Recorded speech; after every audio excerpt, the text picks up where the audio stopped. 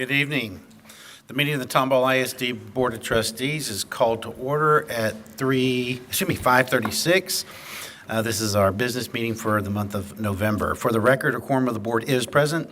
All trustees are in attendance tonight. I will say Mr. Shield is not here, but that's because he resigned his position on the board on Monday, and we heard from him last night. The meeting's being recorded in accordance with Government Code 551.128. The board discussed agenda items during the workshop meeting last night, and this evening we will get started with opening remarks by Ms. Salem. The pledges will be led by Mr. Lewandowski, and the mission statement will be recited by the pledges will be by Mr. McLeod, and the mission statement will be recited by Mr. Lewandowski. It's all yours, Tina. For my opening statements, I'm gonna It gets on. You're good. Or get it. pray. There it is. If you'd like to bow your heads, You want to stand? we can stand. Exercise your legs. Dear Lord, thank you so much for this beautiful day that you gave us, and just thank you so much for our community and our friends and family. And we have so very much to be thankful for, and we just ask you for wisdom and grace and mercy, and just help to guide our thoughts and our decisions, Lord, and just be with our staff and our families and our teachers, and just help us to have grateful hearts as we go into this Thanksgiving season. In Jesus' name, amen. Amen. Join me in reciting the pledge to the American flag and then the Texas flag. I pledge allegiance to the flag of the United States of America and to the republic for which it stands, one nation under God, indivisible, with liberty and justice for all. honor the Texas flag. I pledge allegiance to thee, Texas, one state under God, one and indivisible. Mission statement: Tomball ISD empowers students to become impactful, contributing citizens by providing innovative, individually rigorous, and personally valuable educational experience while partnering with the community. All right, please sit down. All right. At this time, we do not have anyone signed up for public comment on agenda items, so I will turn the meeting over to Dr. Z to proceed with reports. Thank you so much, President McStravick, members of the board, those of you in the audience this evening. We have two reports. The first report we have is the annual enrollment report. Mr. Mark White, our Assistant Superintendent of Accountability, will present the annual enrollment report.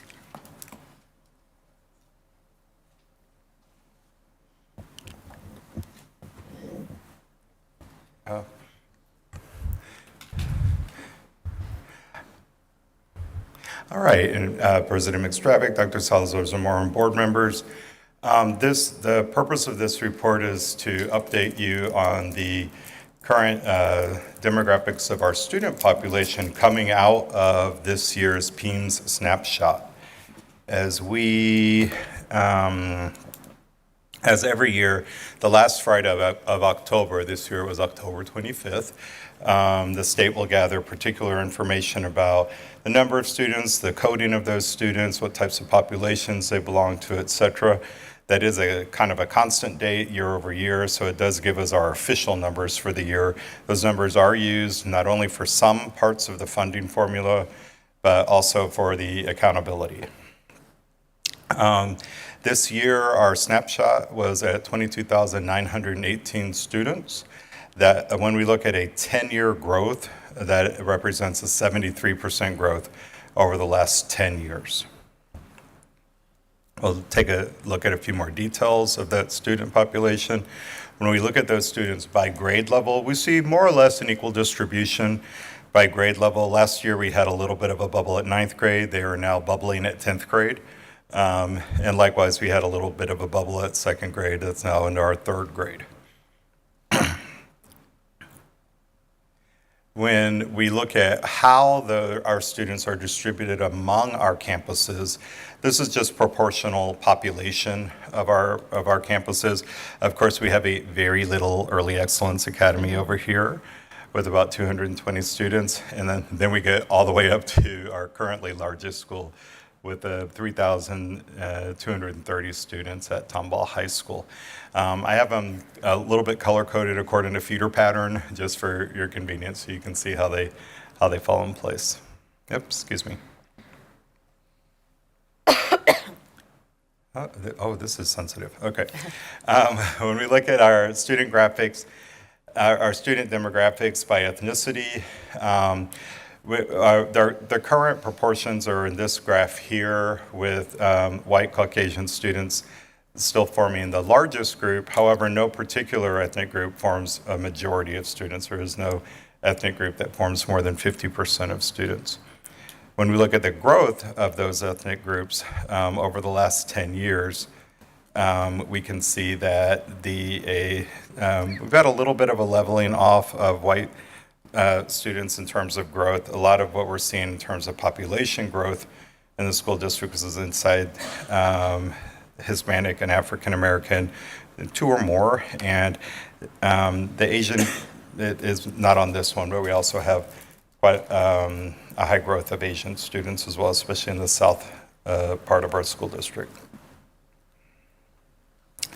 When we look at our, socioeconomic status of our students, this one does look like it's leveling off a little bit. There's actually an explanation behind that. This big jump that we had here from 2020 into 2021, a lot of that was related to some the federal government sets the standards for economically disadvantaged, and there were some COVID provisions that came in at the start of the pandemic, which lowered the qualifying income to be economically disadvantaged, so that we could push some more money into the economy and help out families which had lost some income during that time. That was phased out completely. They started a phase out, and that phase out was completed this year. We still have more economically disadvantaged students than we did pre-pandemic. However, the growth that we saw following the pandemic did pan out a little bit as they've been phasing that out. We could consider this year to be, without those types of special provisions, this year will be another kind of base year for us to move forward on.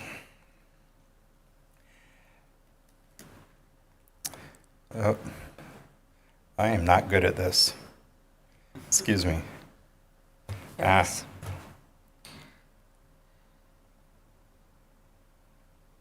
Okay. For special programs, the blue line represents students who are classified as at risk. Again, we did have a little bit of an increase of those students as we were coming out of the pandemic. Pre-pandemic and post-pandemic, you'll see that the growth rate has just about equaled off. Likewise with intervention strategy, as well as for intervention strategy, students can go in there by law for having low performance on the STAR or EOC exams. What we want is for that number to be going down as we have less students who are ever failing that exam and more students who are passing that exam. We do expect for that number to come down. We, of course, coming out of the pandemic, again, when you see these types of trend lines, had a big bump up due to the interrupted schooling that we had. And ever since then, we've been trending downwards.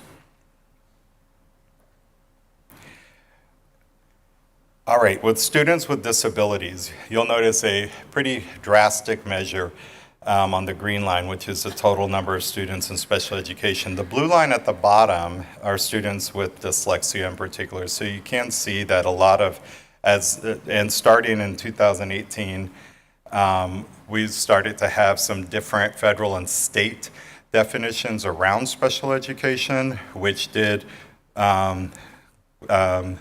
cause a change in how we code our students with dyslexia. So those two are related. Apart from that, for students with other learning disabilities, that population is increasing as well, and I'll give you some more information in a moment. When we saw that 73% increase in our total enrollment over the last 10 years, you'll notice that for special education students, that number has gone is almost threefold over the last 10 years. And so it is growing much quicker than our regular student population, or our total student population, excuse me. Yeah, Mark, before you get off that Yes. page, I guess a slide that wasn't in here was like the percent of our students. I get that we have the absolute number on the left, but like the percent of our students. So if you look at that green line, I guess what you're saying though is the percent of our students who are classified as special ed is also going up. Yes, it is. And Okay. so, I can provide some percentages. I was providing today just the raw numbers on it, Yeah. but I can provide the percentages for you as well. But since we do know that the overall population has increased over 73%, but we're looking at probably a 300% increase in special education coded students. Okay. So Mark, Yes. dig into that for just a second. I know that they've changed the way they define certain categories, right? Certain kids and their education struggles. But have you looked at national data or state data that measures against our own data? And you know, this 3,000, is that inclusive of the nearly 1,500 that are shown to be dyslexic? Dr. Webb? Or is that on top of one another? Does that make sense? Yes, correct. So right now, we have 13% of the population, There you go. 13% of the population in Tomball ISD is identified as special education. The reason for the increase is threefold. Number one, a change in the law that requires students that were formerly served as dyslexic in Section 504 now have to be served through IDEA, through special education. So we moved through a process of evaluation with parent consent through a 504 committee, approximately 600 students just by the change of the program classification that was required. That is to keep up with other states in the nation. So if you remember, the second reason that the number has gone up is Texas removed the cap on special education, which was at 8.5% in 2017. So we lag significantly behind every other state in the identification of students with disabilities. And then the third reason for the increase is the rapid growth for Tomball as a whole is the same for special education. So we see just as many new students moving into special education, into Tomball with disabilities as we see without disabilities. And this next visual will help us to take a little, there's a few moving parts in here. When our students are classified, of course, we also take into consideration, do they have more than one disability? And so all students have at least one primary disability. If they may have a secondary disability, and we can even report up to a tertiary or a third disability for students. So when we look at that growth, the green growth is just the total number of special education students. On top of the green, we will have purple, and those are all of the purple kids and the blue kids are also green kids. All right, but what we're counting here is not students, we're counting disabilities, if that makes sense. So a student may be in here up to 3 times if they're purple, if they're green, purple, and blue. So it's not just, and so when we look at the complexity and the amount of service that we need, it's not just the number of kids, but we also have to scale that to how much disability are we having to address for our students. And as you can see, those are high numbers. I do have a red line at the bottom that helps us to see the kids who are duly identified, both special education and emerging bilingual. Just so we can see that that's also a complex population to serve, and is growing in Tomball ISD. When on that topic of our emerging bilingual students, about a quarter of Tomball ISD students come from homes where one of over 75 languages other than English is spoken. We've had a steady growth in the diversity of languages over the last few years. For the last 2 years, we've been at 75 different languages spoken in our students' homes. The number of students, and I do have percentages on this one, is also increasing. This year at Snapshot, we had 5,880 students who had a different language spoken at home. Not all of these students are emerging bilingual students, however, because many of these students also speak English perfectly well, were never identified, may have never been served, and they may have been born and raised here as well. So this is just when we're looking at our population of kids that we do serve, bearing in mind, especially in terms of communication, that we do have a quarter of our families that they may speak English as well, but the language that they choose to use at home is other than English. When we look at the diversity among our emergent bilingual students and how we serve them, the green line are students who participate in our bilingual programs. That includes both of our one-way and our two-way programs. The emerging bilingual students who are not served in bilingual, and our bilingual program is only in Spanish up through 6th grade, if I'm not mistaken. After all other languages and other programs would be served through English as a second language, and those are our purple numbers at the top. We did see a little bit, I'm still not done with my coding on this one. So that little dip that we see up there, I'm actually expecting that to come back up, as I think that we have some students who we still don't have their final coding in. Hey, Moore, Yes. the word immigrant. Yes. Define that. So since this is a PEAMS report, I'm using a PEAMS definition of immigrant, and that means that is a student within their first 3 years in U.S. schools. And so if they are in their first 3 years of U.S. schools, it may be that they moved here when they were 1 year old, but if they started school here, they're not considered a PEAMS immigrant. So once they start school here, for example, when a student arrives in 5th grade, for example, they may carry their immigrant status for 5th, 6th, and 7th grade. By 8th grade, they fall off of this particular definition for immigrant students. So they carry that code just for 3 years when we look at PEAMS information. And so it does. I know that the immigrant and migrant, and there's several definitions for both of those words, so that's a great question, and always trying to remember which definition are we using as we identify that population. Okay, yesterday we spoke a lot about some of the words that I remember were generational change, growth, and development. Today I was able to show you some two-dimensional charts about our students. And I know that during your board walks 2 weeks ago, you were feet on the ground looking at our students and our kids. I would be remiss today without thanking our district PEAMS coordinator, Kenneth Cloud. He's my right hand when it comes to data quality and student reporting. He was also a 2024 TASBO Rising Star. And so I did want to give Kenny a shout out for all of the work that he does in supporting our school district with student information. Having visited schools recently and seen static reports, I would like to take us to Tomball out of space for a moment so that we can look at our students in a different way. And this is a time lapse. We have some discussions coming up related to our student population growth and development and growth inside of Tomball ISD. So I would like to walk you guys through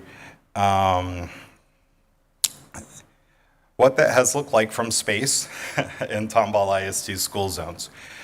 I'll zoom in for a moment so that we can capture exactly what we see going on here. Of course, as imaging and satellite imagery has improved over the last few years, so has the resolution inside of these particular reports. When we look at our traditional Tomball town and country, as I call it, or central Tomball and Decker Prairie, Rose Hill area, the year that we're looking at is over here. And so we can see, especially as 249 has been improved, that there's just been a lot of development up here in the Decker Prairie Triangle as well. We have a Costco now, so things are serious. Absolutely.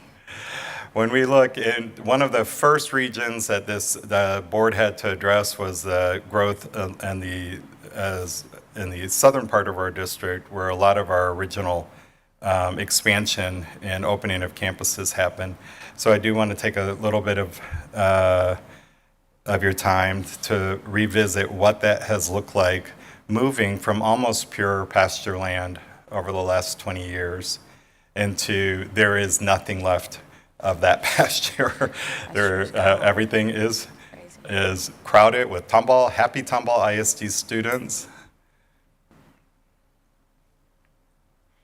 As we move over to the east region of our school district, as the Woodlands Township especially began to develop, excuse me. For some reason, my map wants to stay inclined. Okay. Very drastic and quick development in this part of town. Yeah, for sure. Look at that. And the term that we'll remember is infilling.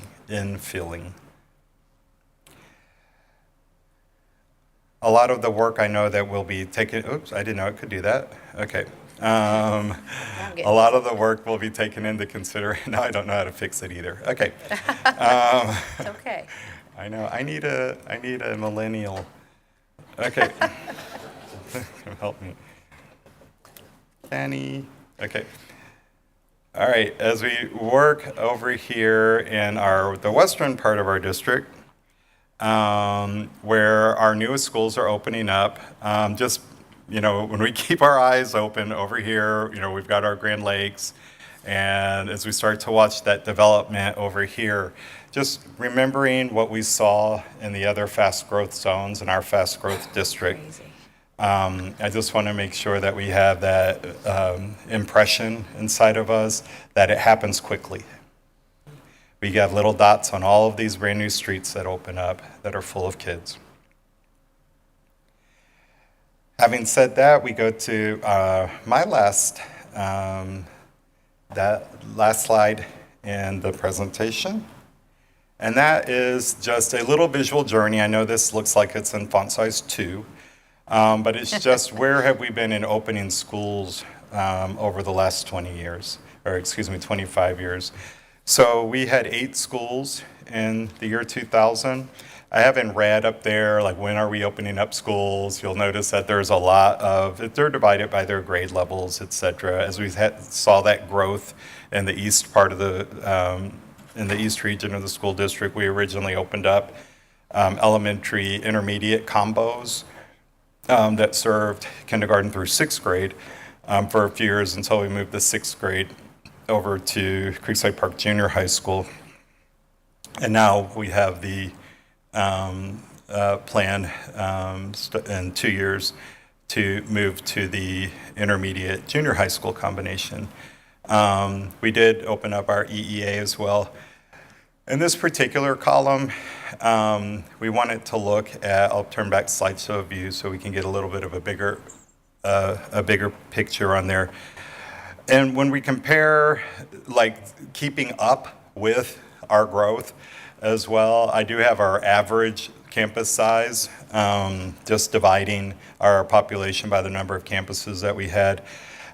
Where we were 20 years ago, right now at about 1,000 kids per campus on the average. So the pacing of campus growth and campus openings has been keeping up with our growth. The lowest that we got in the last 20 years was that 1 year here where we opened up 3 schools. That was actually my first year here.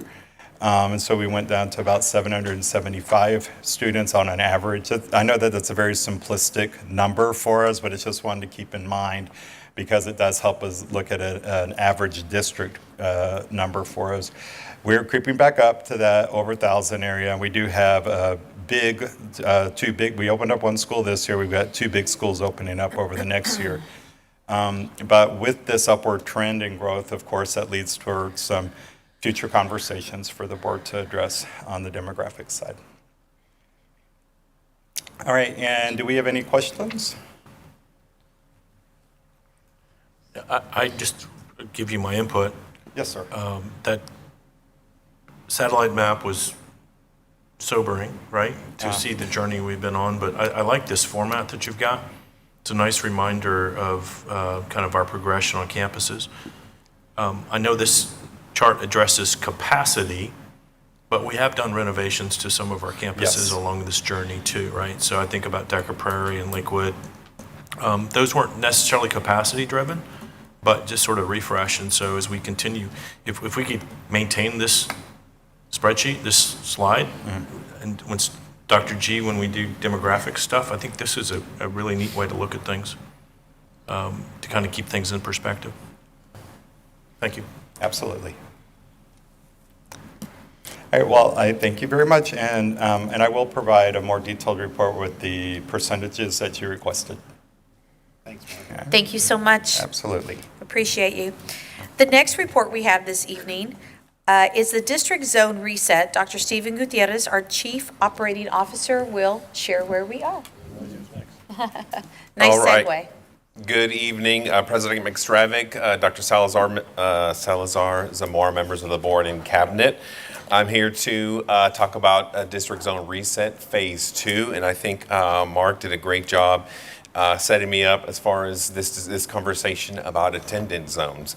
So think about where you were in 1984. Dr. Wright took us down memory lane today in our ACE meeting going back in time. 1984, you could have been a Lakewood Cougar. And so thinking over time, as we have grown through those satellite images, adding homes, boundary changes have been a part of Tomball ISD. And so we're here to discuss the next phase of that growth management. The Bond 2021 brought forth campuses that Mark talked about. And so West Elementary opened this year. Next year we'll open West Intermediate School. And then you see Creekside Park Addition and Tomball West High School coming in 26-27. With the opening of West Intermediate, obviously that means a new attendance boundary. Luckily for all of us, all of that hard work and that heavy lift was done last year during the District Zone Reset process. And so just want to give you, again, a refresher on that process, a comprehensive and transparent process that really was part of creating these new zones. We did incorporate a tremendous amount of feedback via the community meeting surveys that we sent out. All of this information, if you're curious of where it lives, it is on our district website, tomballISD.net/DZR, for easy reference. All of the maps, information, notes, videos, I believe there's almost 10 hours of live video from our meetings that are there for the community to see. Administration, based on feedback, we created the zones elementary all the way through high school, knowing that there would be a phase implementation because our community asked for that transparency to be able to make informed decisions as a parent and taxpayer. And so last year as a school board, you did approve the elementary zone and you endorsed the intermediate, junior high, and high school plan. There is an annual commitment for us as administration to kick the tires on that to make sure that the work that we did last year still holds true and is valid. This also gives us the opportunity to look at areas maybe that have changed ownership and there's an increased development, so we reserve the right to go back and take a look, maybe do some research, and then ultimately bring back to the board a recommendation for approval before implementation. Okay, so we had, yes, sir. Remind me, did we develop a board policy or did we land on this to be in regulations? I'm not remembering. Did we implement a policy, a board policy for this topic? I believe we did. Yeah, for the zone reset, we have a process that's in policy. Yes. But what we're doing tonight, right, No, I is get just it. I'm just, you were reminding us of our journey, and I think in this period, we also established a board policy to guide the superintendent that had some tenets, some values, some things that we believed in. Correct. Okay. Yep. Yes, absolutely. Okay, so we're bringing to you phase 2, but before we go to phase 2, I want to let you know how phase 1 is going. And so we've implemented phase 1 impacting elementary. And so I just provide this table for you as a comparison.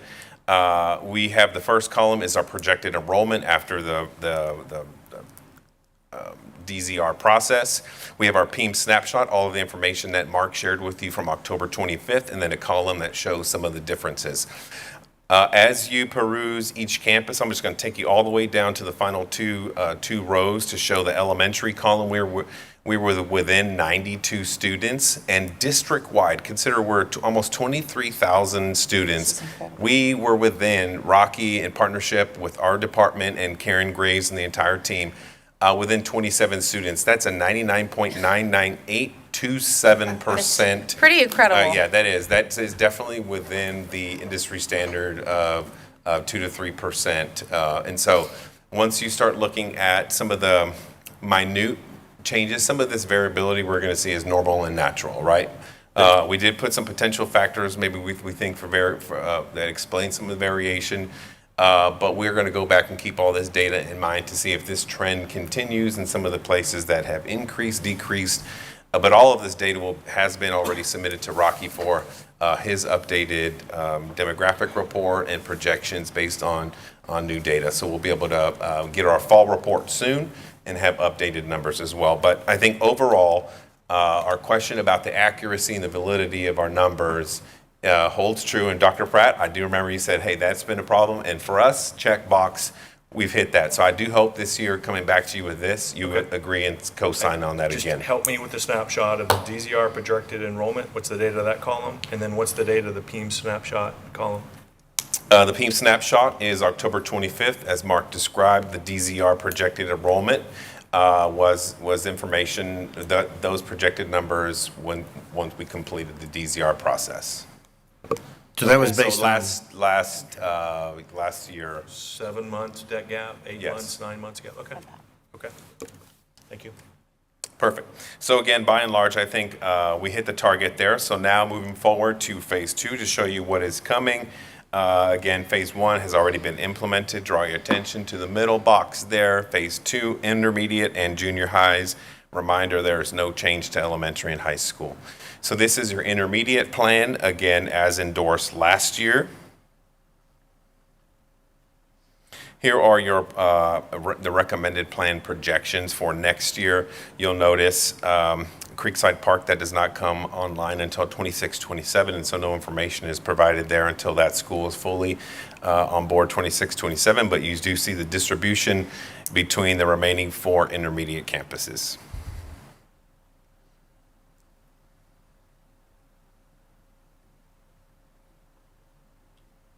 So just because it's up,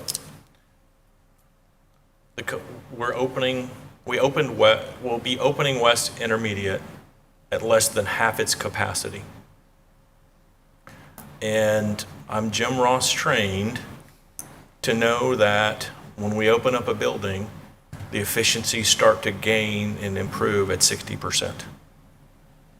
So as we pause here and look at the intermediate enrollment in this intermediate map,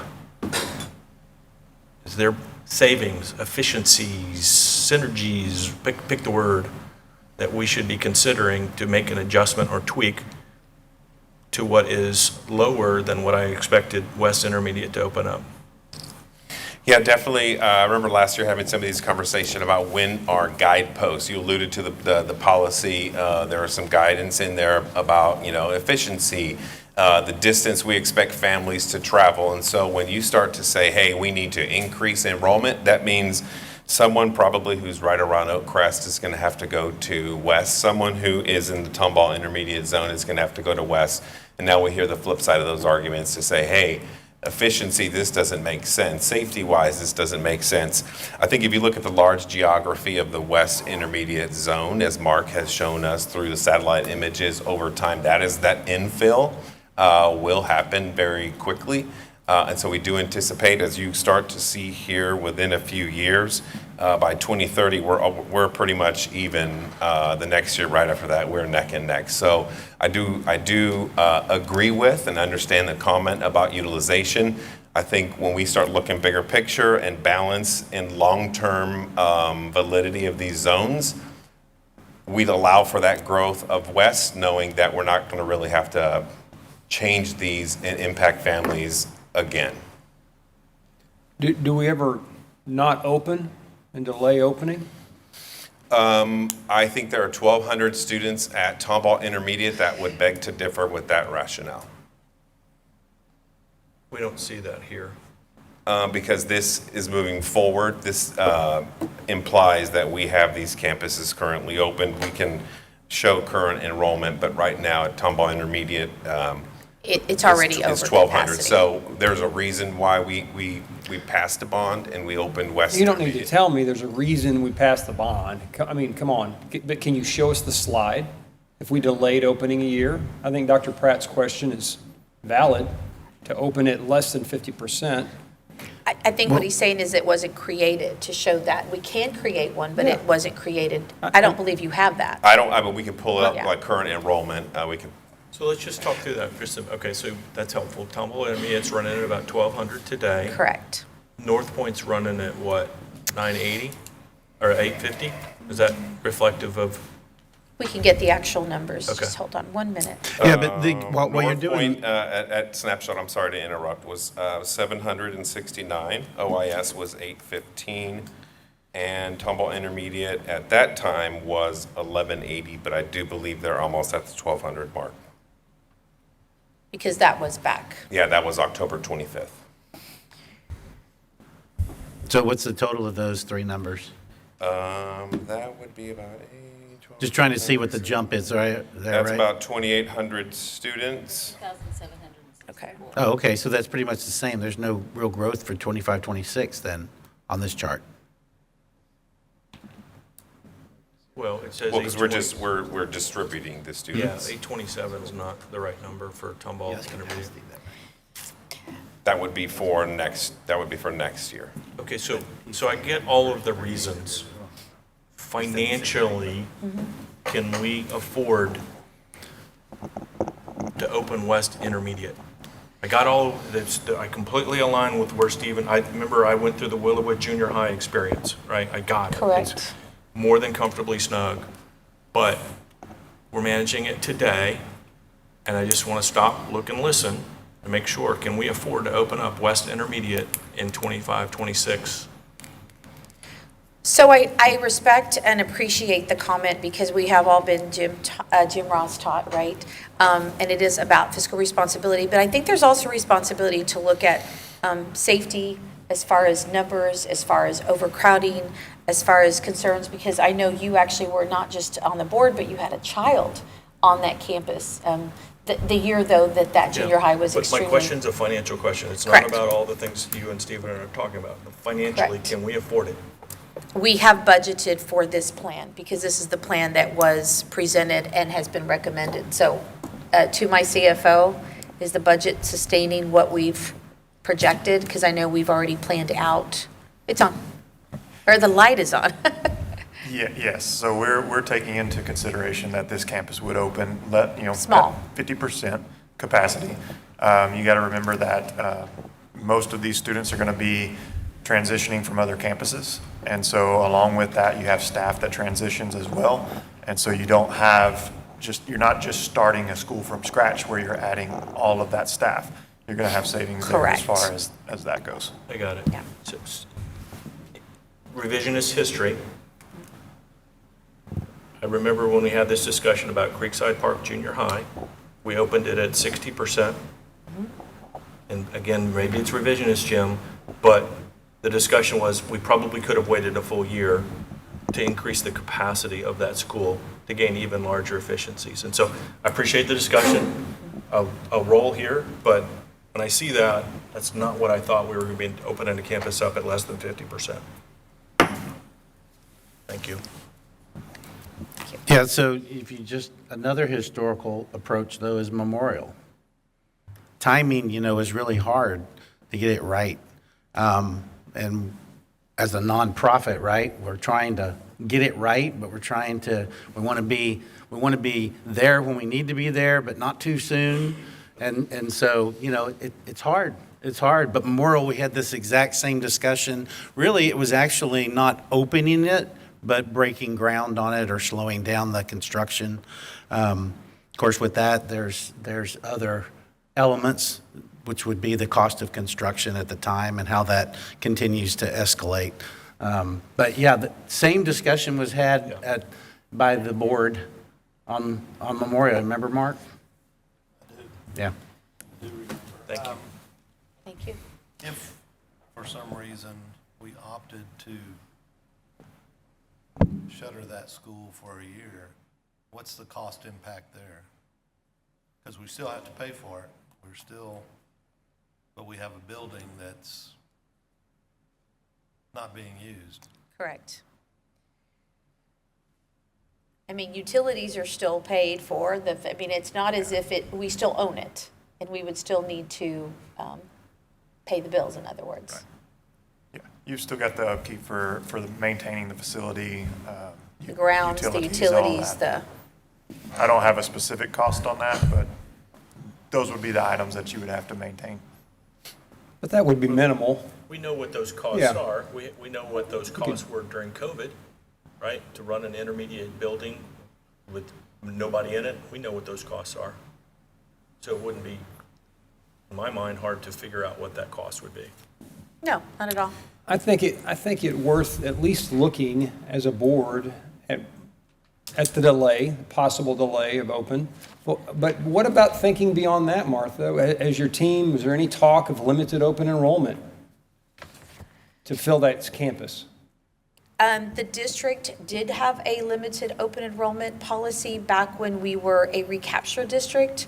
If you recall, the school funding has shifted and we are no longer subject to recapture, and so the district did not continue. However, we do honor the promise and commitment that we made to those families that brought students here. They're able to continue upon. No, I know the history of limited open enrollment. I'm sorry, I didn't Can we understand not your question adopt- then. Can we not say, with opening this campus, if we're opening it at 48% or whatever it is, can we not open our doors to other students from other districts who want to come into Tomball?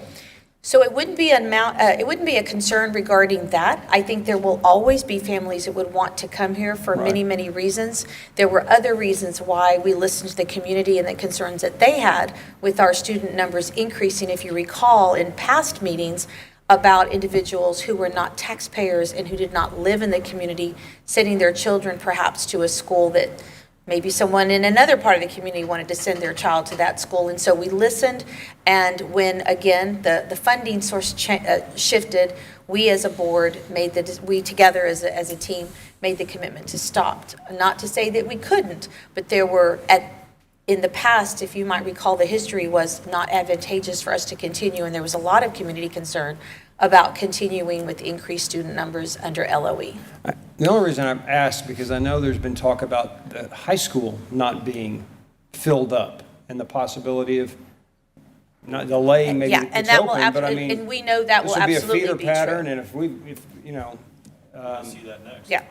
And we know what that will look like, because we've talked about that when this was all presented in the past. Yeah, absolutely. Just back to LOE, I think the LOE program was short-lived, but I think the impact still lives on because many of these Definitely students benefited us Yes, during the at time in that which time. and we're grateful to the families, and many of them stayed because they are very happy here. Absolutely. I'll add a couple other things since you brought up the high school. Tomball West High School right now is going to open in 26, 27. Correct. If this was delayed a year, and you can't screw that up, right? Giant school, it has to open and flawlessly, right? Correct. Pushing this back would put on the same schedule as the high school, which would seem like a hard lift to open and staff a fully comprehensive high school and an intermediate school and a very unique campus in CPJH at the same time. I would ask, could your administration handle that if this was delayed a year? So that's one question. And then the second point I would bring up is, Stephen, I know your estimates are pretty good here, but if you go back to the campus by campus over under,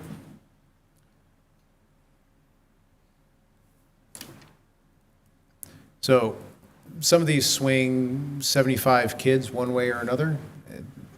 Could the current schools handle a 75 kid overage? It's possible according to these numbers if you do delay that, or if you delay West Intermediate another year, could the current campuses and let's say Tomball Intermediate handle a major overage like one of these elementary schools had? I don't know that, right? So I think that overall, the margin is pretty good, but more kids can show up at any point in time, and you're really talking about threading a needle by being off 40 kids or something to get to the magic 60% number. That is very possible according to these numbers. And these are good. I'm not saying this is bad at all, but I'm just saying if you're really trying to thread it that closely, you might be going too far and taking a haircut. Well, and one of the things that we would, I'm not advocating for this, but I would have to say we would have to do a full reboundary because of the intermediate. Yes. And we'd Right. have to be willing to, as a team of 8, stomach that with our community. And it would be very short-lived. Very short. It would be fruit basket turnover for a year, which I don't recommend. I can't. I agree. It is important to No, note, if you not just at all. look at the enrollment at West Elementary did come higher than projected. I know it's only 37 students, but I think that goes to show, if you look on the southwest, west part of our district, there is a tremendous amount of construction and rapid growth that's happening out there. Also, if you look at the projected enrollment within a few years at the intermediate campus, we're not very far off being 80, 90% capacity. If this were to go out just a few more years, we are just at line pushing that 900 capacity. So it's the underutilization period would be brief, but we definitely understand the comments there. What we are looking at tonight, though, is implementing, at least approving the zones for the intermediate phase 2. Certainly, there's further discussion about the opening, but as far as letting the families know, ultimately, this is the zone. These are the zones that we've created that the board has endorsed. We're asking for implementation.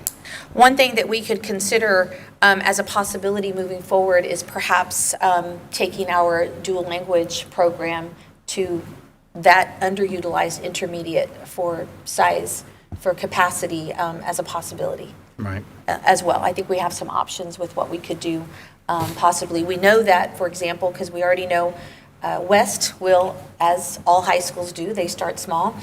We're making some internal curriculum and instruction changes or thoughts regarding a future P-TECH for education, students wanting to go into education, housing that at Tomball West to also continue, to also increase student numbers. So I think there's some things, I very much appreciate the conversation because I think that's important, right? You're elected officials, the community will look at these numbers, but I think that what you have is an extremely tight, well thought out and well presented plan, and we have some internal movement of students that we could perhaps bring the numbers a little bit more to comfort. So I'd like you to know that as well. Good thing to look at, Oh, sorry. Yeah. shifting the dual language from It's a strong TIS possibility. to West, because they're used to being there that area of town anyway, because they're at Rose Hill. And so And so that's one thing that we can certainly bring to you, Dr. Webb and the team, for consideration. Yeah, I think, while there is a preference, right, to be as efficient as you can in a building, in the world we live in, we don't have that luxury of being precise. And we're also, with our high school, for example, we know we're going to start that as a 2-year school. So we know we're going to be way below efficiencies on the high school. And then as we grow into the 4th year, we'll completely fill out that school. So we know there's some inefficiencies in the operation of the school, of a high school. I think we're going to, what I would say is in here, we'll probably have some of the same efficiencies. I think it'd be great, Martha, if you could look at other programs or ways to use it. I don't know that I'm open to a limited open enrollment. I think, once you open that box up, then you put your system gets weighted for years out if you do it right. And I think we're going to fill our schools on our own. I don't think, our community wanted the new school done. They wanted to have relief at TIS. I think we need to give that relief at TIS without a burden of some type of rezoning again and again and again.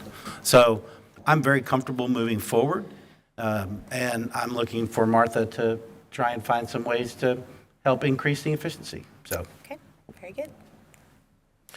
So part of phase 2 would also be the implementation of the junior high plan for next year, 25-26. So this is a mirrored, essentially, of the intermediate zone.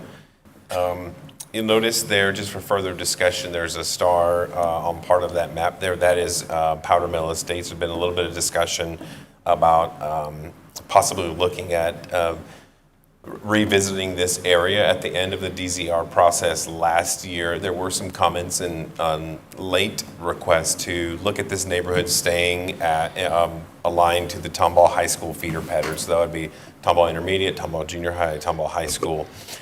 Since that didn't impact phase 1 elementary zones, we said we could take a look at that during phase 2. So that would be this time right now. There were 46 families in that, 46 students entirely in that Powder Mill Estates. That was 25 families. The majority did elect to, their preference was to remain aligned to the Tomball High School feeder pattern. When we start looking at, this goes back to our conversation that we just had. So one, potentially with that move, we'd be further decreasing the west utilization, and so we'd be making west potentially smaller. But then again, as we made a few calls to 25 families, then there were other families that said, hey, what about us? We are just right down the road, and you could also include us in a potential rezone. And so there are some concerns. After I started this process with a review of the DZR being a very transparent and open process, open to feedback, and a process. And so some of these changes, one, we do reserve the right as the administration, as the board, to review and bring these changes before implementation. So that is well within our right to do that. I think we just need to look at, is that in the best interest of the district, and then ultimately make a recommendation to the board for your final approval. And so after considering all of the data and taking a look at the bigger picture, and some of the same comments that I did hear from the Powder Mill Estates, that they can hear the score of the football game at Tomball High School at Cougar Country Stadium. Those comments are very similar to those right around Tomball Memorial, who say, I can hear the Roaring Blue Band, but my child can't go there. And so I think we as a board, as administration, also have to be very consistent with what we've said to communities about efficiency, about drawing the lines and having a process. So ultimately, the recommendation is to, from administration tonight, based on here's the junior high enrollment. But our recommendation, actually I'll just move them forward, but would be to keep the endorsed plans as presented and as endorsed last year. That'd be our recommendation, to implement that and then allow for discussion with the board before your final approval. And so these are the recommended plans for junior high, the forecasted enrollment.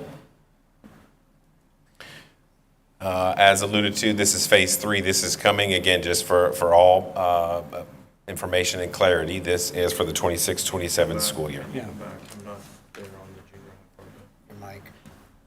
I just need to study this for a second. So Willowwood continues to be comfortably snug after we open Grand Lakes.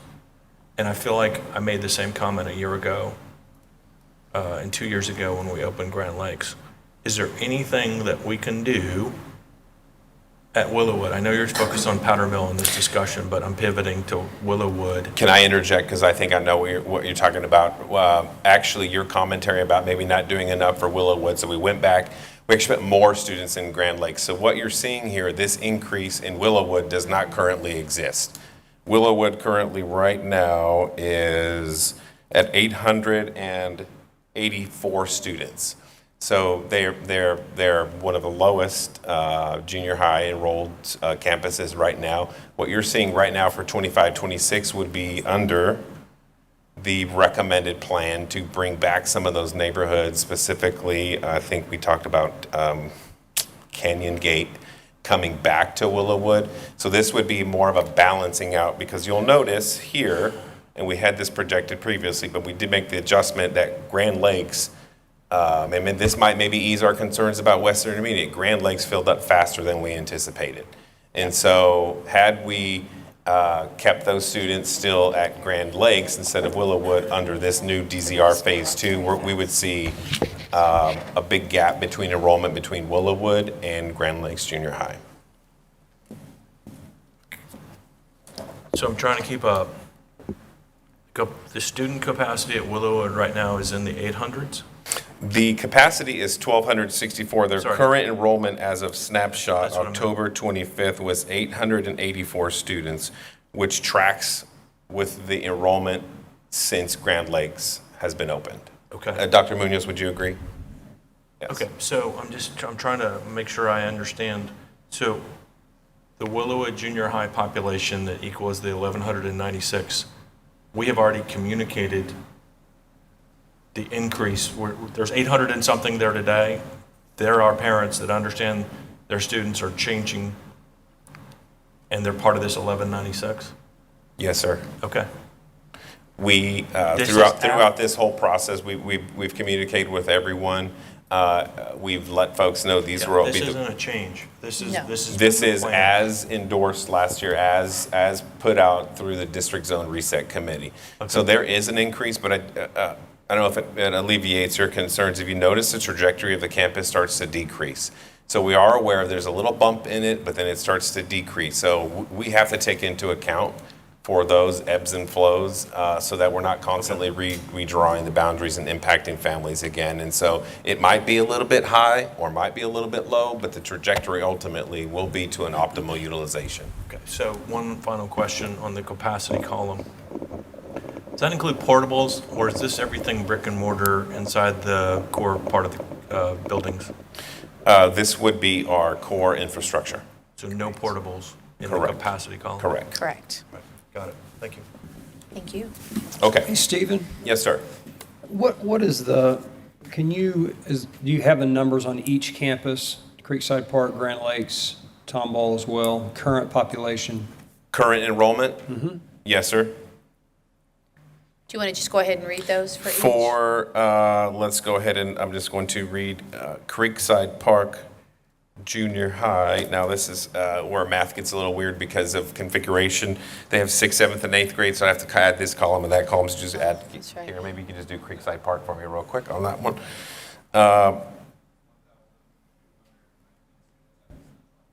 1,219 students at Creekside Park Junior High. There were 949 students at Tomball Junior High, the 884 that I mentioned at Willowwood Junior High. Okay. What was Grand Lakes? Grand Lakes was 1,016. Okay, thank you. That 1,500 at Creekside Park, that's the junior high alone? That doesn't include the 5th, 6th grade addition? That is 6th, 7th, and 8th grade. That does not include the proposed 5th grade addition. Not proposed, That is adopted, not, right? that does not include my Yeah. incorrect word. That Yeah. does not include the addition to for the 5th grade. Which would then make that campus what? I believe that would be 2,300, that we have a capacity of 800 for 5th grade, so that would be 2,300 students. Capacity of 800 for 5th grade. Correct. Was there a Creekside Park intermediate line on the intermediate slide? So I had to make a modification, it's 5th, 6th, and so what we have here is the 5th and 6th grade beginning in 2026. So on this slide, this is 5th and 6th exclusively, and on this slide is 7th and 8th. Because in order to model it out, we had to configure it into that model because we can't do manual manipulation, so we had to input it as that. Yeah, I see where you're going. But within those two, we are within that 2,300 student capacity, if you add those two numbers up. Okay. Next year, this time, 2025, we'll be bringing Phase 3. That would be the high school. And so tonight, what we are, there are no projected numbers. I didn't bring that forward, but that all information, if interested, is available. We can pull that up online. But what we were asking tonight is for your approval for the intermediate and junior high boundaries, and then once again endorsing the high school plan, which would be phase 3 for 26-27. And And so- with that, I open up for any questions. And so that basically, these are the plans that were endorsed last year. Correct. No changes. Administration recommended, board endorsed.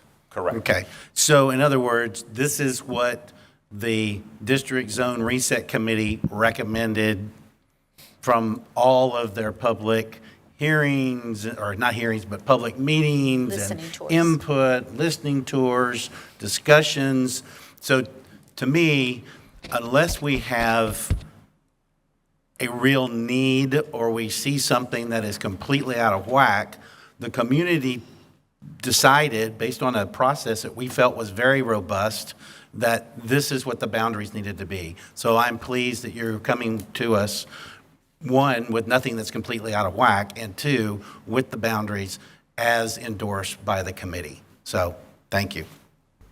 Can you switch it back to the proposed map, please? This one? Yeah. So the little blue corner with the apartment Yeah, you can bring it a little closer, it's hard to hear. There you go, thank you. complex on there, Here, what would it be if, since you're not recommending Powder Mill and Spring Creek Estates to stay on the red side, and we're worried about capacity at West, why wouldn't we use 249 as the natural break and send that apartment complex to West Intermediate? that's a good question. There are, if you look at all of the levels, there are 156 students that make up that planning area. And so if I recall going back a year's conversation, looking at one of our other tenets of efficiency and transportation, I would say the students in this area are more likely to rely on district transportation. And so when we think about the cost of transporting students from Spring Creek Apartments to Tomball High School versus Spring Creek Apartments to West, there was some recommendation at the time during the planning, if I recall, that it wouldn't adversely affect the enrollment on the red side, and it would provide some efficiencies. But I definitely understand your point, because one of the other tenets, right, would be creating some of those natural boundaries. And so I certainly understand the commentary about 249. And the district is recommending that Powder Mill stay in the west zone as opposed to move back to Tomball High School? Is that right? Yes, That is we're correct. recommending that it stay as presented and as the committee suggested, yes, sir. But it's the Powder Mill emails that we've received mostly? Well, I'd And say Spring Creek. Initially. Yeah, it was a couple of Powder Mill, but then there have been a couple from Spring Creek Estates, I believe, and some others. Yeah. Right. we did make a commitment to look at this as we would do an annual review before we bring it to you to say, are there any changes? This one was a carryover that didn't have an impact on elementary, so we said we'd look at it. But in considering that as a data point in the entirety of the data points and feedback, we felt it was best to stay the course. Can you go to the elementary slide, Stephen? I need to look at The map or the enrollment? the Decker Prairie numbers. I'm thinking of West Intermediate and the dual language idea. So within the Decker Prairie 719, I need a memory jog of how many students are part of our Rose Hill, you mean, right? Rose Hill, sorry, Rose I looked at it the Hill. wrong way. Rose Hill, Okay. 681. Of the 681, okay, hold on a second. You talked about an idea of filling some capacity at West Intermediate, pulling the dual language program from Rose Hill? Possibly considering that, yes. Not pulling it, move Just it, the as kids. they move up. Instead of going to TIS, they would go to They leave Rose Hill WIS. and go to a different So intermediate. fifth and That's all. Okay, I'm glad we're talking about this, because what was running through my head was you're going to pull that No, program. no, no, no. Those children will complete their elementary, at Rose Hill and then continue at TIS or possibly continue at West Okay, so Intermediate. size that a little bit for me. How many students do you think that is? Is that 40 students, 50 students? Well, it would be that, Michael, do you have the exact, let's look at the final. So approximately, there's 100 students per grade level in two-way dual language at Rose Hill, so approximately About 500 kids. So instead of Approximately sending, how many kids? 500. That would go from TIS to? No. No, no. There's 500 students in two-way dual language at Rose Hill. Right now, we have 2 dual language programs for 2 feeder patterns. With West High School, we'll have a 3rd feeder pattern, so it makes sense at some point we will need to open up a dual language program for our 3rd feeder pattern. If we do, then the natural feeder would be West Intermediate. I'm just looking for some sizing. What's the approximate number? What's the approximate number that could shift to West if that idea was good and About sounded 100? solid? So yes, I think it'd be about 100. Yeah. Yeah. Can you go to the intermediate slide for me? So that would bump it up to, I think it's the next one, right there, 500, Yeah. about 50 maybe. to about 530. 530. If we were to Possibly, do could be a that, little more. How many kids would that affect how many intermediate students are we looking at in like Spring Creek and Powder Mill? There are 7 in Powder Mill and 12 in Spring Creek and 23 in the apartments at intermediate level. Could you say that one more time, please? At the intermediate level, there are 23 in the apartments, 7 at Powder Mill, and 12 at Spring Creek.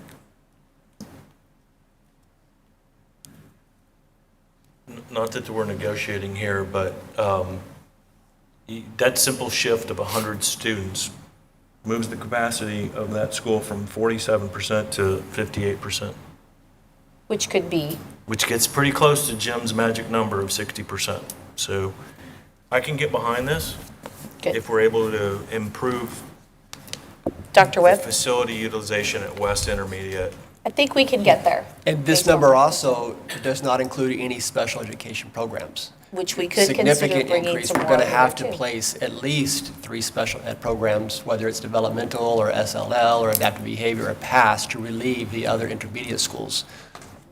So you would look at least 30 special education students and programs that would be placed at West Intermediate. Which could be an additional X number of students Yes. based on which program. Correct. So we'll certainly be vigilant and look at that and bring those updates to you moving But forward. If We we, could get to the 61%. but if we were to switch the dual I language, think we could get there. that'd be an addition of 100, but if we were to keep Powder Mill and Spring Creek, we just lose 19 students. Would that be a possibility that then they could stay in the THS feeder pattern? I mean, it's from a numbers perspective, I think it's a wash, right? So I think the other thing for us to consider would just be the process and consideration of the others that we've said that wasn't possible. And so I think all things are possible if we want to move in that direction. Additional questions, concerns, comments that you may No, have? but I think part of what Stephen is saying, Tina, is you remember there were a couple of pockets down at Team HS that got the no because the process, kind of honored the process. And I think that's, all you're saying is, you know, if we were going to say no then, we need to show that consistency and say no now. That's what you're Essentially. saying. But ultimately, it is, the administration makes a recommendation to the board, and you'll ultimately make the final decision on that, but you are correct. Okay. But wasn't that one subdivision, I mean, we were talking like 100-some kids that wanted to stay at OAS, and we were going to split them out there, but we were talking at a big difference in the number. I mean, I thought it was a couple of hundred kids versus 19. I mean, I don't remember the subdivision. I think it started with an H. Hayden Hayden Lakes. Lakes. Oh, that's Okay. right. Good memory. Yeah, that is one of the neighborhoods that was referencing that might feel there would be some inconsistencies in how we handle the process. But from a numbers and capacity standpoint, certainly that's not the issue.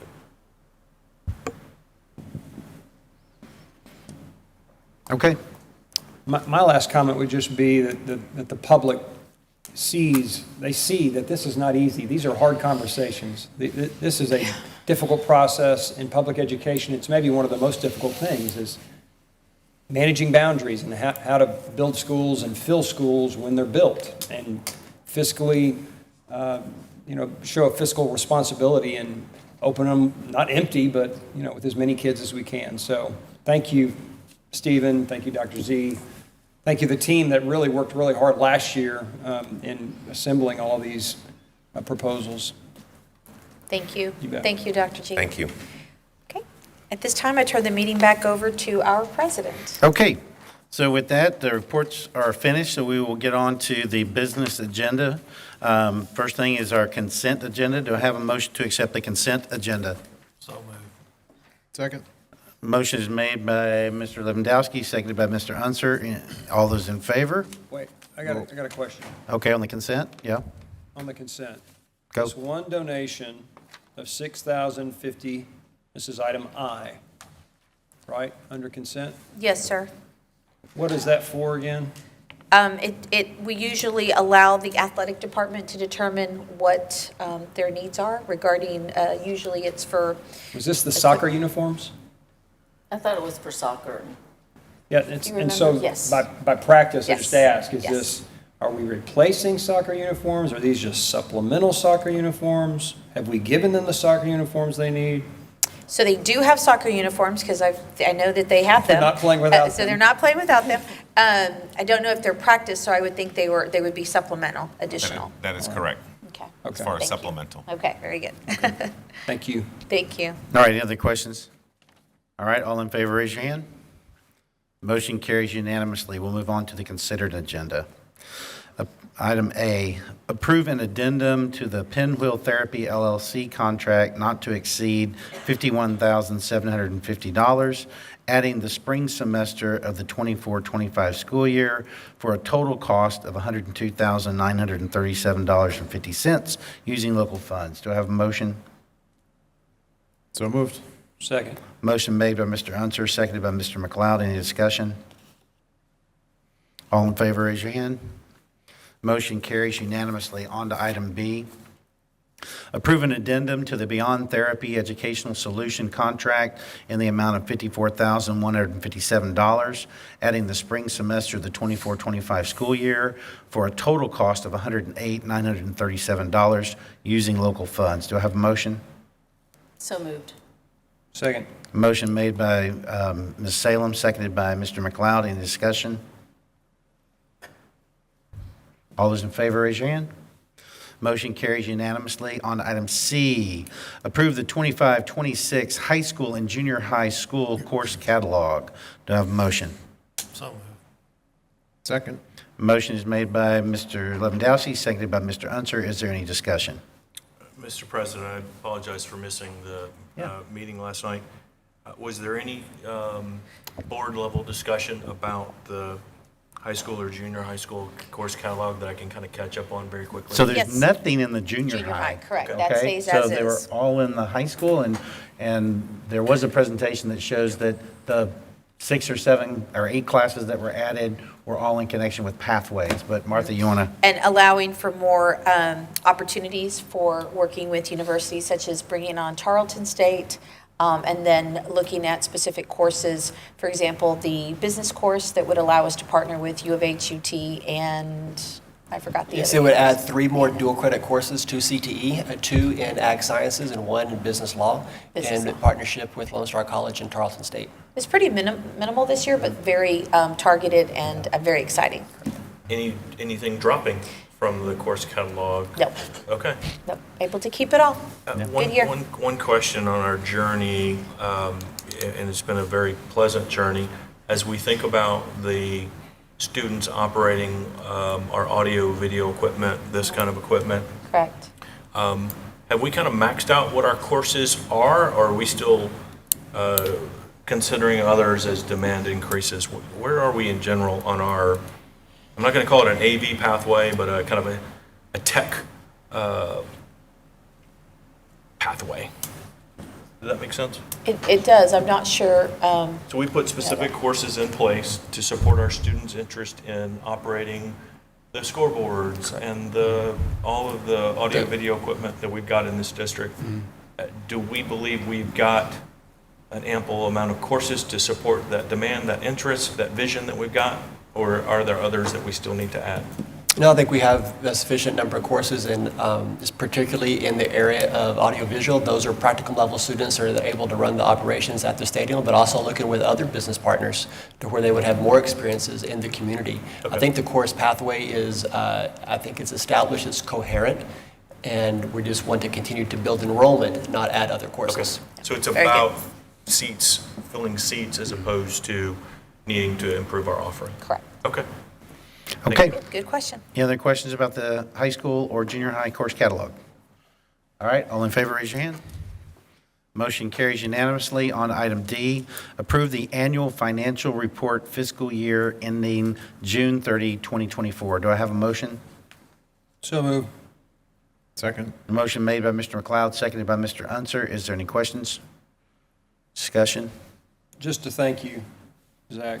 Thank you again for your great management of the resources, you and your team. Really appreciate it.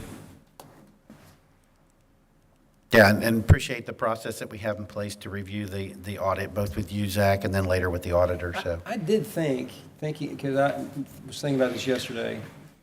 I don't know how private schools, I don't know how they manage their books, but the scrutiny of public education dollars, it's one of the things that I have, for the time I've been on the board, it's kind of incredible.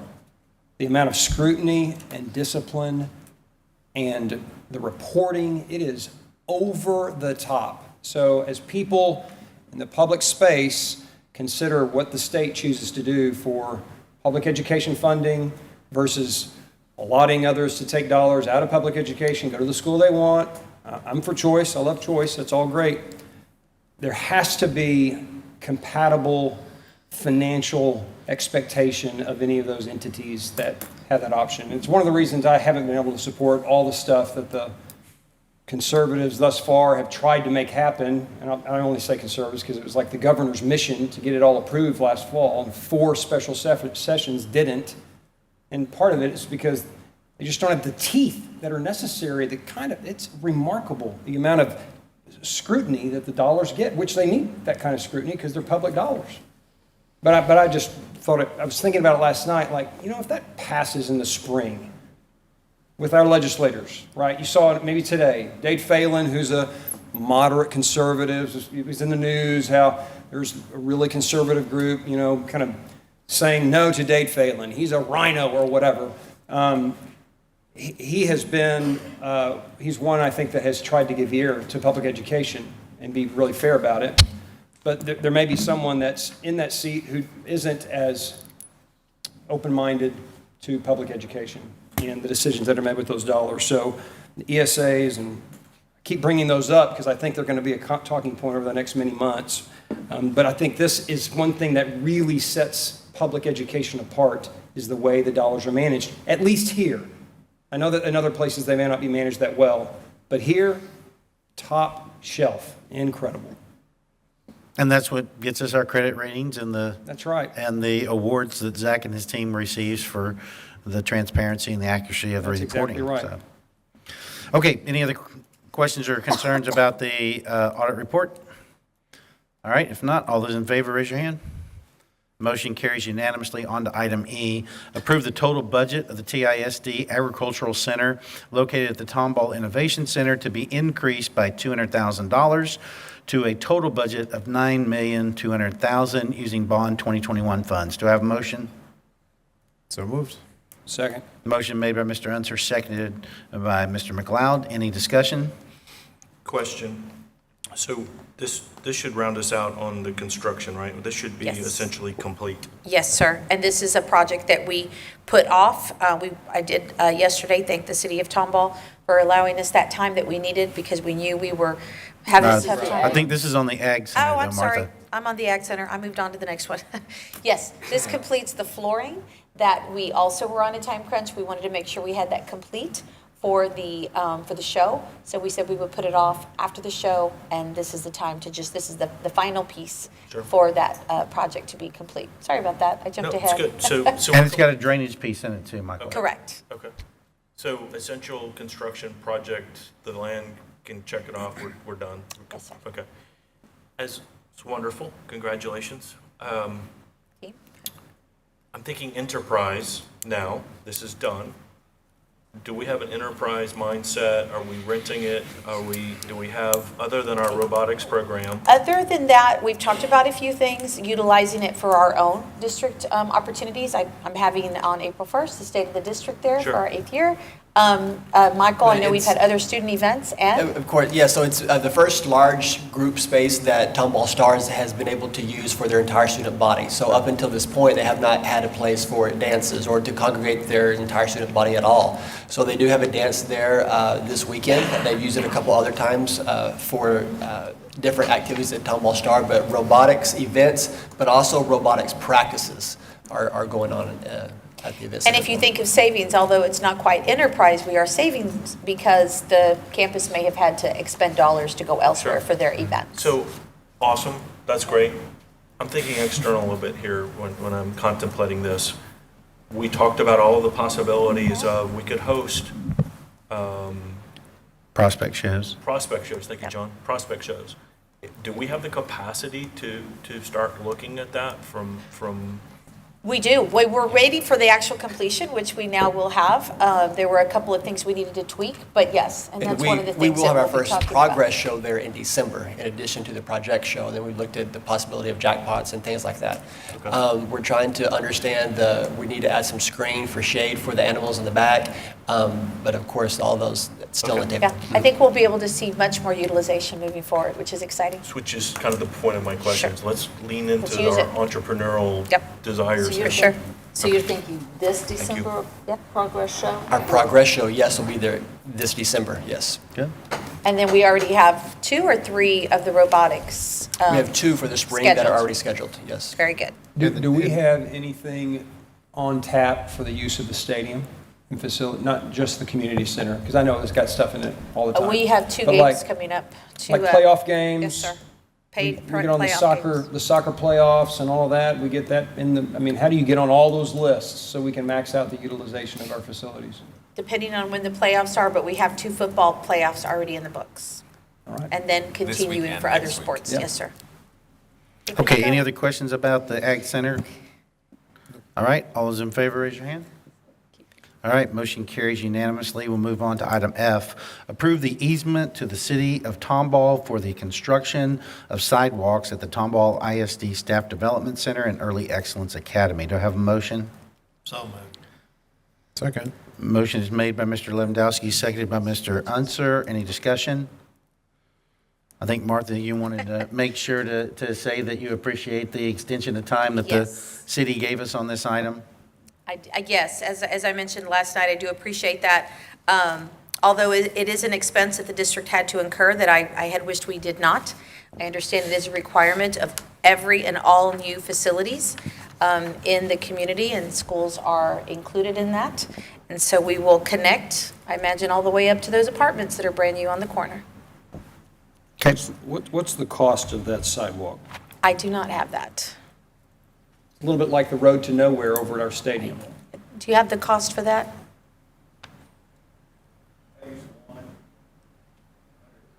Okay.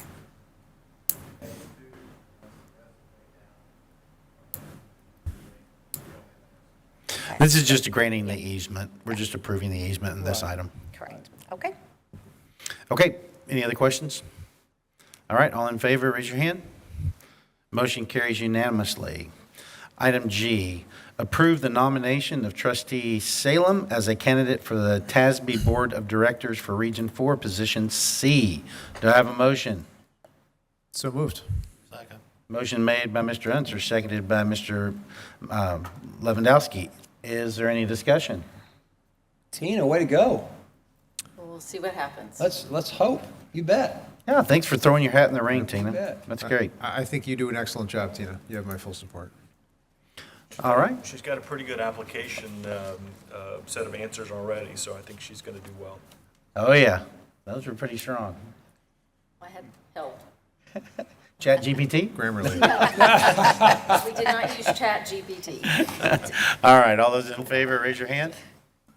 All right, Tina, it's approved There you go. Get unanimously. it, Tina? And you- I know we're a little out of protocol here, but can we as a board do anything to support Tina on a broader scale to market or politicize her candidacy in Region 4? I would say we ought to ask Mr. Lewandowski to utilize his contacts and help Tina get elected. We'll see what we can do. I've already been contacted by a couple.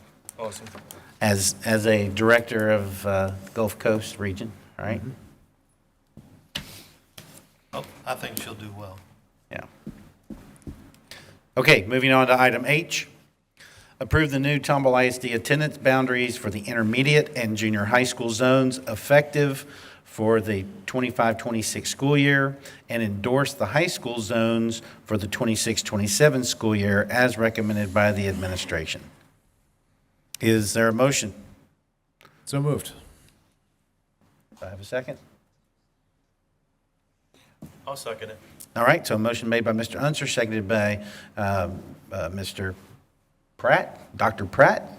Is there any discussion? I think I was a little harsh in my approach, and I apologize, Dr. G, if I kind of hit the West Intermediate utilization topic pretty hard. But opening a school at 47% capacity just doesn't feel right based upon our track record. As I shared a minute ago, if we can get it to near 60, and that would be fantastic. And so I can get all behind this. But I think John is right in that this was a massive ask of the board to the superintendent and her staff to make sure that the community was involved in the district rezoning process. And so while I have an objection to the utilization, I need to kind of minimize that view in light of the much larger project and the recommendation by that committee. And so we talk about transparency, we talk about need for participation and engagement.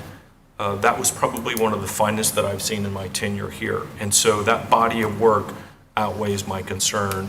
And I'm reassured that if you can get it to close to 60% capacity the day of opening, I can get there as we look forward to next year's high school zoning discussion. Thank you very much.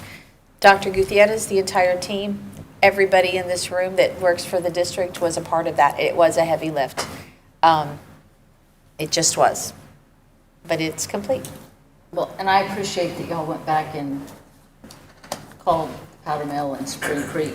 I appreciate you doing that. I wished we could make some stuff happen for them, but I also understand the reasoning behind Thank you. what y'all are saying too, so, but I do appreciate the extra effort. Anybody else got a comment? All right, all those in favor, raise your hand. Motion carries unanimously. All right, that does complete the business agenda. We have no public comments, or no one signed up for public comments on non-agenda items. We will be going into closed session. But before we do so, Mr. McLeod, did you want to say anything this evening? Oh, no, I said all I needed to say last night. All right, all Thank you, right. Joe. Yep. All right, anybody else have anything they want to talk about this evening? I did not have a chance to make any comment about Matt Shields' service, and so I had a few things I wanted to convey to him. I'm sorry he's not here, but we have the luxury of video, so I'll make sure he's aware of my comments. And so certainly a mixture of gratitude and sadness that, we see Matt Shield, has 8 years of dedicated, remarkable years of service to our Board of Trustees. Throughout Matt's tenure, exceptional commitment. Matt's got a big heart, great leader, unwavering dedication to the betterment of our community and the education of our students. Mark earlier showed the growth since Matt was on the board, 14,000 students, and he exits at 23,000 students. And so it's been quite a journey. Matt has shown a natural curiosity and a passion for learning, and he's contributed to our collective progress and our success. Our success. His ability to listen, which I think is amazing. Matt is probably the fastest of any of us to synthesize information and quickly get to the point. I know he gets frustrated sometimes in our dialogue and our discussions because he's already gotten to the conclusion, but I think that's made him an invaluable asset. Something that Matt has always shared with us that certainly revealed itself here in the last couple of years is a generational thinking mindset. Matt and his family have been here for many, many years, and when Matt thinks and makes decisions, he's thinking about certainly his past, but his future.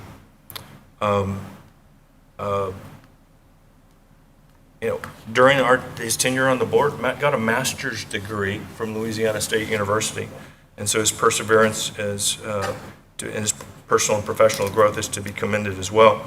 And many probably know, but he is pursuing a doctorate degree to underscore his commitment to lifelong learning.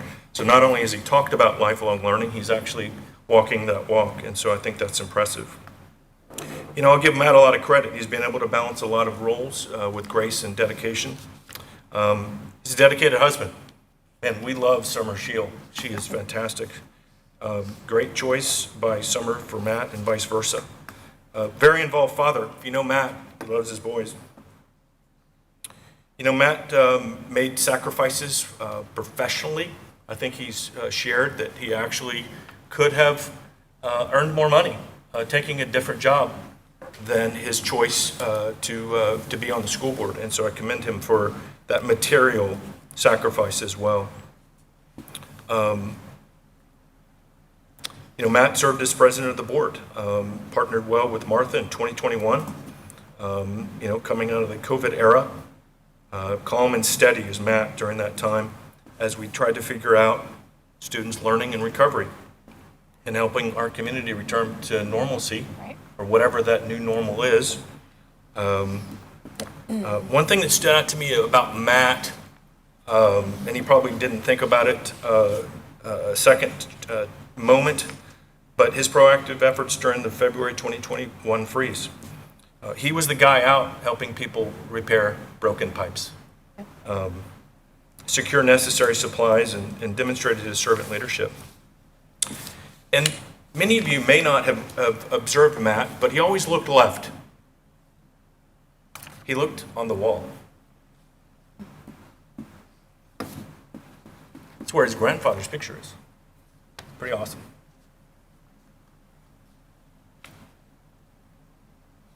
I think his grandfather would be pretty proud. I do too. So as Matt transitions to his doctoral degree, I'm confident he's going to make significant contributions. His desire to teach and invest in the next generation, I think, is a testament to who he is and his growth mindset. So on behalf of myself, certainly the Board of Trustees, I extend my deepest gratitude to Matt. 8 years of exemplary service, high character, great mark on the board. All the best, Matt. And I'll finish with this. Matt talked about not having a political affiliation. Matt absolutely has a political affiliation. But I will tell you, when it comes to the decisions and participation, the discussions, the debate, the dialogue here, Matt just had one party. It was the party of Tomball. So, thanks, Matt. Thank you. Okay. Good job. Anybody else got anything?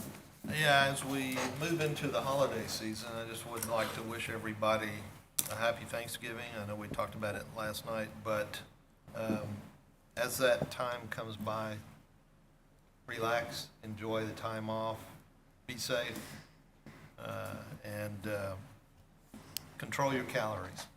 Have a good happy Thanksgiving. Control your calories. All right. Okay, well, with that, I will then read our precursor. The Board of Trustees will convene in a closed meeting for the purposes authorized by the Texas Open Meetings Act, including but not limited to the following sections and purposes. Texas Government Code 551.071, consultation with board attorney regarding all matters as authorized by law. Texas Government Code 551.072, deliberation regarding purchase, exchange, lease, or value of real property. Texas Government Code 551.074, deliberation regarding appointment, employment, evaluation, reassignment, duties, discipline, or dismissal of a public official or employee. Texas Government Code 551.076, deliberation regarding security personnel or devices. No voting will take place in the closed meeting. Any action the board wishes to take as a result of discussions in closed session will take place after the board reconvenes in the open session. It is now 7:10, and we're going to recess to our closed session.